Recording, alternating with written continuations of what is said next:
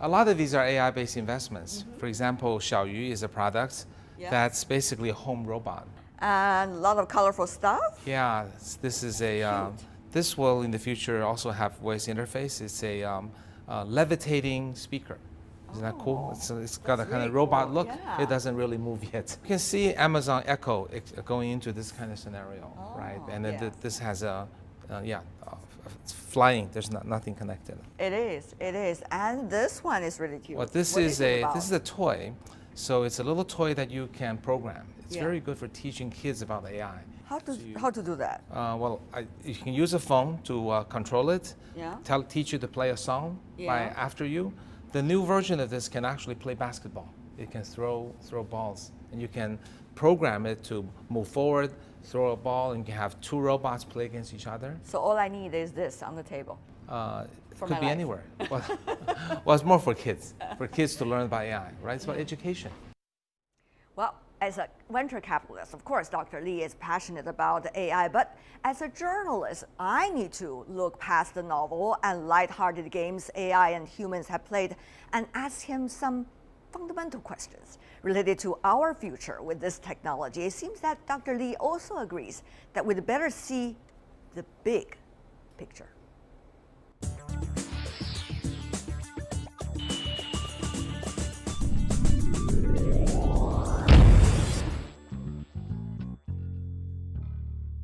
For games, there's the best people in the world cannot beat AI. But I think it's time to move on to the real business applications where there's direct business value that's being created. So in financial applications, in robotic applications, in medical applications, I think AI is going to blossom and create a lot of value. And that's what we should really focus on. In the next 10 to 15 years, it should easily replace 50% of human jobs and human That's effort. exactly what I want to follow up with. I know you are much more into science than I am, which is liberal arts, but still you have to help us understand where does your number come from, 50% of the job, because you've been talking about this all over the world. Okay, so Oxford University did a study over the 7,000 job categories in the world, and they did an extrapolation of to what degree AI can replace those jobs. And they decompose the jobs into parts of the jobs. So for example, loan officer is one example, someone who determines to lend the money to you or not. Right. An assistant will have many components, a receptionist, and accountant, a paralegal, a reporter. So they took many components of those jobs and they aggregated what percentage of those jobs are repetitive, are possible to collect big data, and it's possible for the big data driven AI to be better than person. So that's kind of the cognitive part of replacing humans, right? It goes all the way from the jobs I mentioned all the way up to radiologists, which could be partially replaced. And then they did a percentage of people whose jobs or percentages of whose jobs could be replaced. So it has real numerical basis. And then there is the manual labor replacement, which is actually probably a little bit larger than the cognitive replacement. Give me some examples. So driver, Yes. factory floor worker, construction worker, repairmen are the manual labor that are projected to be replaced. The first ones will actually probably be assembly line factory worker, right? People who are stationary in nature and just putting things together, not very skilled. The second type would be the construction worker. On the internet, you can see robots that lay bricks much better than people. So it's not every type of construction, maybe the ones that require modest level of dexterity. And then you go on to drivers, right? Drivers alone are close to 10% of the world's population. So when autonomous vehicle takes off, basically all the drivers will be replaced. So that's where the 50% come from. So they're adding up, a few percent at a time, total about 50%. The reason to be optimistic is that each such AI replacing a human is creating a huge economic value and technological progress.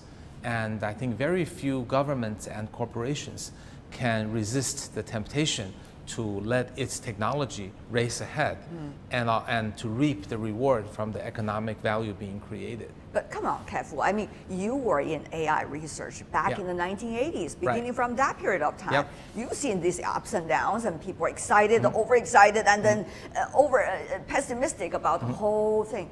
And this, again, this Yeah. time, is it yesterday once more? I don't think so. No, not really? Because back in my PhD days, the algorithms were not nearly good enough. The amount of data we have was not nearly good enough. The computers were not fast enough. And also, as a result, I and my colleagues never made such projections, right? So this is the first time Okay, that, I can testify to that. Yeah, that's right, right. You've This is the interviewed very me. first time. That's right. The first time we're making those projections.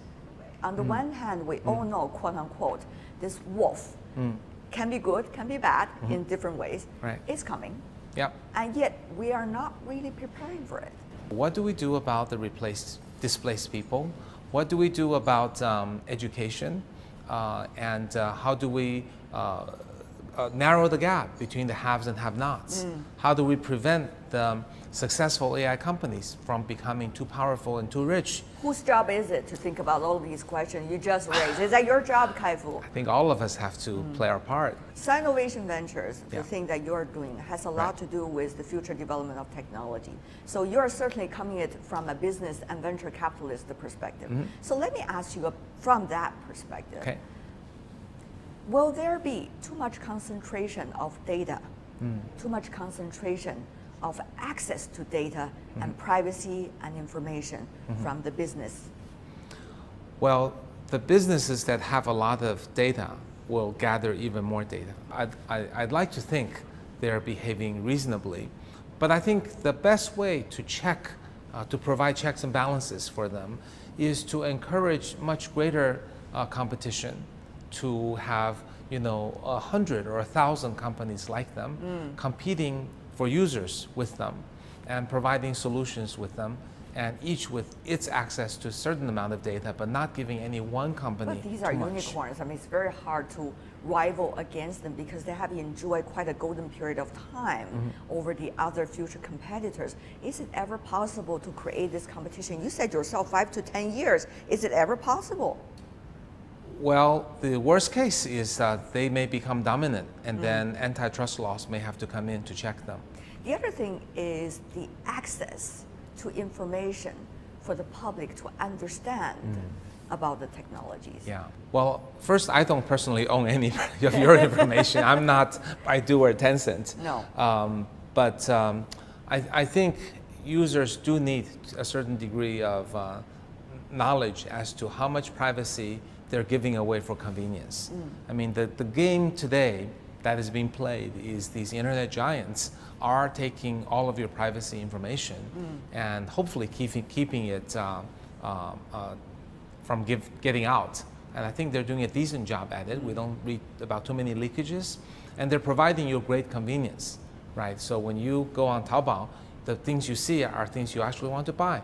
When you go on Tencent, you have ease of interacting with your network of friends. So it's currently, the current model that's working in China, US, and anywhere is a model of implied trust, Yes. where I, as a user, give up my private information to the internet giants, and in exchange, I get convenience. And so far, they haven't done anything to lose my trust.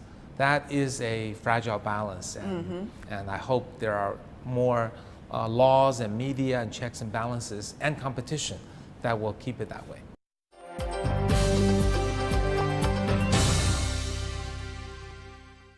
But Kai-Fu, the question really should be, how can we let AI to work with us Yes, that's a very good point too. as an assistance, Yeah. as a tool, Yeah. rather than let it dominate what we will already have and Right. what we will have in the future? How much have effort been put into that category? I think there are some big opportunities there, but Tell us about them. I don't want to be too optimistic because AI will improve rapidly with more data. So let's take doctors. Let's take cancer diagnosis as an example, right? Let's say a doctor for a particular type of, let's say, lung cancer, can properly identify and save, let's say, hypothetically, 70 out of 100 patients. Right. Okay? And let's say the first AI tool that comes out probably won't be that good. Maybe it will save 50. But the doctor using that tool together maybe can save 73. So that's 3 more persons saved thanks to the tool. But if we move time forward another 5 years, that same tool or a better tool with more data may be able to save 80 lives. That's right. Now the doctor has to work hard to, together working with the tool, save maybe 83. So that 3 extra lives is the value the doctor has to add. But I think I have to be realistic on this show and tell you, if the AI tool can go from 50 to 80, it will probably go to 90, 95, and 99. At some point, the human cannot add any more value. It's going to be like, okay, I can spend 5 years and maybe save 1 more life. The marginal benefit of the user will be diminishing because the AI tool will get so good with more data. That might be 30 years away, but that day will come. So I think the simple 1 + 1 = 3 human machine symbiotic do better quantitatively is a optimistic scenario for the long term. Probably not going to be happening. However, but I do think the following scenario will be realistic. What is it? The doctor will be more of a human-to-human compassion connector. So the tool will largely be good enough, and the human cannot do a better job in terms of the diagnosis. Right. But maybe the tool will come out with specific numbers. Do these tests. After the test, determine here is a 4th stage lymphoma with a 70% chance of dying in 5 years, within 5 years. But the doctor won't be the code pronouncer of that death sentence to the patient. The doctor instead will talk to the patient and say, well, you know, there's this guy, Kai-Fu Lee, he had the same kind of lymphoma. He fought it. He took this chemotherapy. That's what I'm going to prescribe for you. I think if you keep up, you should have a shot just like he did, right? That kind of giver of confidence, listening to the patient, maybe visiting the patient at home, always taking a call when the patient calls, which our doctors currently probably cannot do, will actually create more doctors' jobs than there are today. But the job is different. It's not an end-to-end diagnosis and human interface. It's just the interface. But what if? There is always a what if. Yeah. As things change, as you said, it is quantitative, and yet things could change dramatically once it reached a certain level. So what if AI takes on life of its own? Is there a possibility? You have to ask that question, the dystopia question. One cannot rule out that possibility, but one cannot rule out whether AI could in the future develop its own emotions. One cannot rule that out. Yeah. But we also can't rule out that one day we could fly, or rule out that, you know, we couldn't. Biological warfare destroys mankind. Anything is possible. This is possible. But it's not possible to extrapolate from the engineering algorithms today to say, oh, I'll develop it and one day that will happen. In my mind, I can see engineering algorithms improving cancer detection, diagnosis, and improving to a level way beyond human in the next 20, 30 years. I think it's almost a certainty. I can just imagine the types of algorithms that we already have, plus more data, plus more algorithms, and so on, with no breakthroughs. But the emotion, the love, the self-replication, taking a mind of its own, self-awareness, controlled human, that's all still just in our imagination. It's not based on any solid scientific evidence. So I wouldn't worry too much about it. It's possible, but there's no way to connect the dots at this point.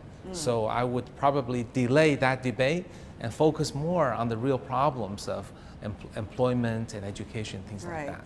But you see, Kai-Fu, with your experience in the tech world, you see a trend of new technologies being applied for 20 or 30 years before another new trend comes in and takes its place.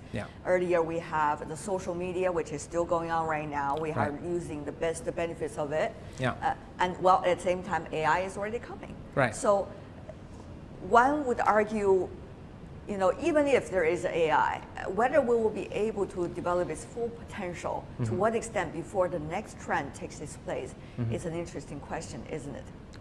Yeah, I think there will be multiple trends, and they will happen at the same time, faster than ever before. Exactly, because of AI.